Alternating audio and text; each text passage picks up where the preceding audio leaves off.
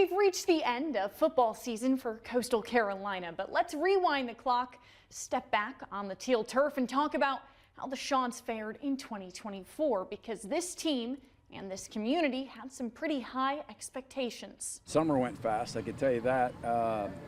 It's hard to believe that it's already here. I know everybody's super excited, all the fans, our players, staff. It's been good. You know, we've had a great summer. Guys got bigger, faster, stronger. We had a lot of new players come in as well this summer, whether they were freshmen coming in for the first time or transfer guys.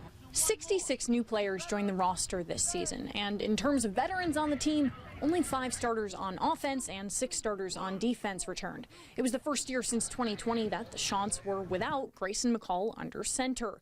The man with the mullet transferred and used his last year of eligibility at NC State. Without McCall, a QB battle began to brew between Ethan Vasco and brand new Chant and Michigan State transfer Noah Kim. But head coach Tim Beck never gave a definitive answer on his depth chart before the season kicked off. Yeah, everybody keeps asking me that, and to be quite honest, it's an advantage for us. So why would I let Jacksonville State know that?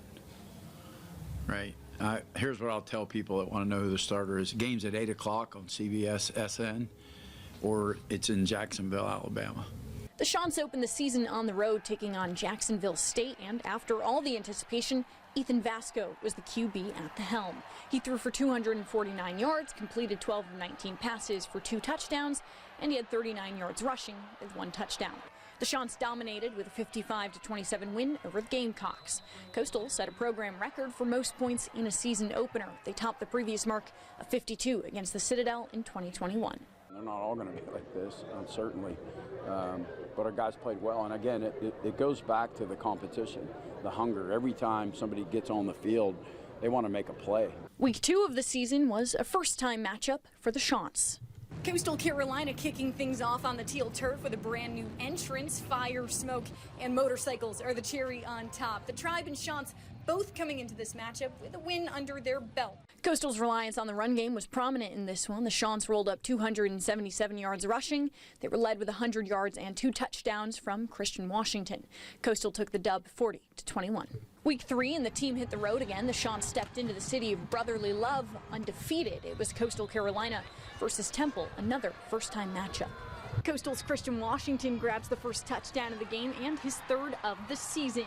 Still in the first quarter, the Owls have the ball, but the QB fakes the handoff, goes to throw, and it's knocked into the hands of Zamarian Gordon, who turns around and runs 25 yards into the end zone. Coastal got off to a fast start against the Owls to secure a 28-20 victory, but the Chants defense allowed Temple to score more points in the second half than they did in their first 2 games combined. Didn't always play our best. We had a lot of mistakes, a lot defensively in terms of just assignment. But a win is a win, and the Chants came back to Conway with a perfect record. The ACC arrived in town in Week 4 when Coastal Carolina hosted the Virginia Cavaliers. Coastal receives first, but they fumble the ball on the kickoff. Cavaliers recover, which gives them a chance to score right by the end zone. That first mistake was just a preview of the Chants' struggles in this one. That was their first loss of the season with a final score 43-24. It wasn't our night. We didn't play good, you know. I sit in here every week and talk about winning the turnover battle, right?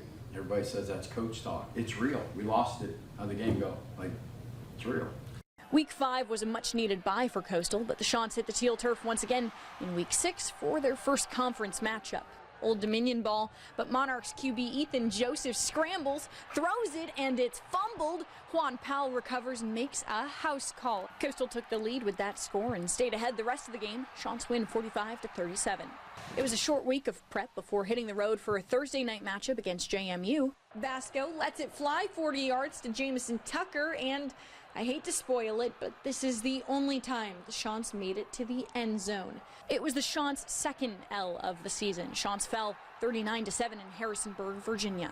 The loss to the Dukes was just the beginning of Coastal's 3-game losing streak.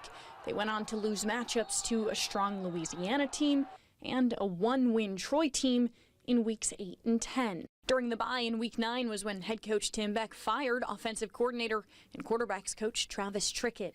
Beck took on both sets of responsibilities. The Chants continued the season with a big rivalry game at home against App State, and Coastal was in desperate need of a win. Coastal defense keeps the Mountaineers from catching up in the fourth. That's Clev Lubin, who had a career-high tackles in this game. The Chants come out on top 38-24 to beat App State for the third year in a row. The Chants were at 5 wins on the season after that, and they had just 3 more chances to become bowl eligible. Chance number 1, and the Chants struck out at Marshall. The Herd came out on top 31-19. Chance number 2, and the Chants struck out again against Georgia Southern.